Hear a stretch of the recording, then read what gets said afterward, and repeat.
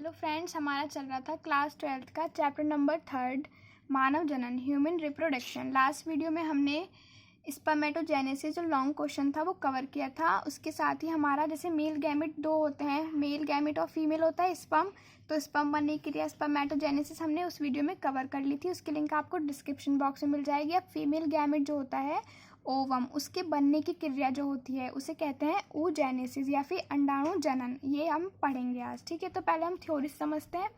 Okay, first इसमें भी बिल्कुल चेंज, थोड़ा बहुत ही चेंज है इसमें, बाकी सारी स्टेज वगैरह सब सेम है। देखो इसमें भी मल्टीप्लिकेशन स्टेज, गुणन अवस्था, ग्रोथ स्टेज, वृद्धि अवस्था और मैचुरेशन स्टेज, परिपक्व अवस्था है, ठीक है।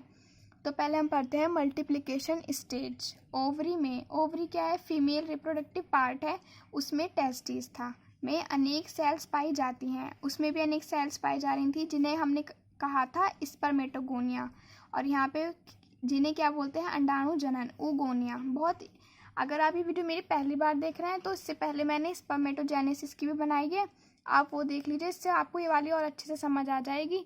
इसकी लिंक आपको डिस्क्रिप्शन बॉक्स में मिलेगी। तो ओवरी में भी अनेक सेल्स पाई जाती है जिन्हें क्या बोलते हैं? अंडाणु जनन या फिर oogonia, OOGONIA, oogonia कहते हैं।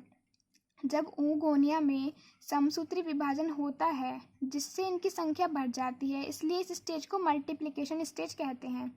उसमें भी यही था कि जब स्पर्मेटोगोनिया जो होते हैं उनमें समसूत्री विभाजन होता है तो उनकी वृद्धि हो जाती है और संख्या बढ़ जाती है, इस कारण उसे मल्टीप्लिकेशन स्टेज कहते थे। इसमें भी सेम है, ठीक है। तो अब हम देखते हैं। देखो ओवरी थी, ओवरी की एक सेल, इसे हमने ली एक सेल, इसका सेल का नाम क्या है? oogonia, अंडाणु जनन। इसमें क्या हुआ? माइटोसिस डिवीजन, समसूत्री विभाजन, समसूत्री विभाजन हुआ, ये दो पार्ट में डिवाइड हो गई, 2n और 2n, ठीक है।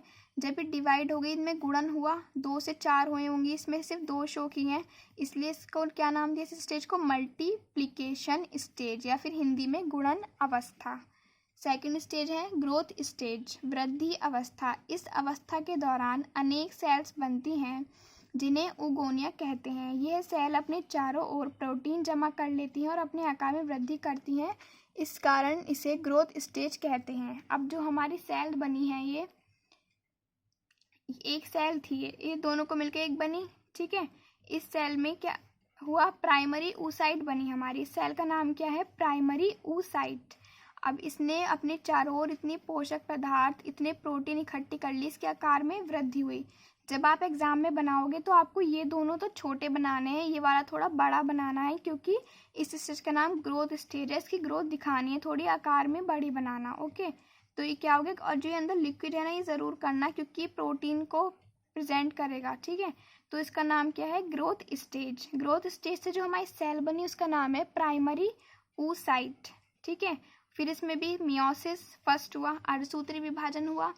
तो देखो उसमें अर्धसूत्री विभाजन में क्या हो रहा था? स्पर्मेटोसाइट जो जेनेसिस पढ़ा था उसमें 2 बन रहे थे, इसमें बनेंगे, देखो इस मियोसिस फर्स्ट हुआ, अर्धसूत्री विभाजन, एक एन ये बना, एक एन ये बना, ठीक है।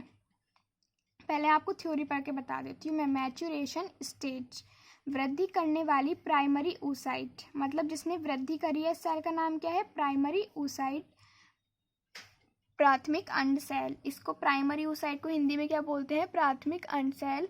अर्धसूत्री विभाजन होता है जिससे सेकेंडरी oocyte बनती है जो बाद में परिपक्व होकर ओवम का निर्माण करती है। इसके बाद पोलर बॉडी बनती है। अब देखो, जब प्राइमरी oocyte में क्या हुआ? अर्धसूत्री विभाजन फर्स्ट हुआ, तो एक हमारी बनेगी फर्स्ट पोलर बॉडी। एक पोलर बॉडी होती है, ये गर्ल्स में पाई जाती है, ठीक है। एक पोलर बॉडी बनी और दूसरी क्या बनी? सेकेंडरी oocyte या फिर द्वितीयक अंड सेल। यहाँ पे प्राइमरी oocyte बनी, सेकेंडरी oocyte, फिर मियोसिस सेकेंड हुआ, सेकेंड पोलर बॉडी बनी, ठीक है।